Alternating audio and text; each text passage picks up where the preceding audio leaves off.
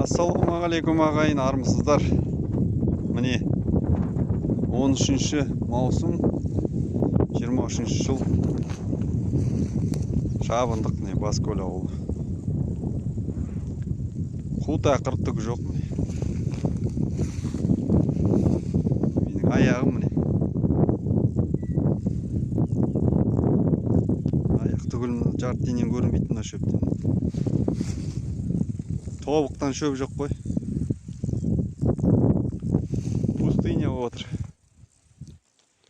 Су шықпағанның пайдасын. Судың да сұрауы бар деген осы ағайын.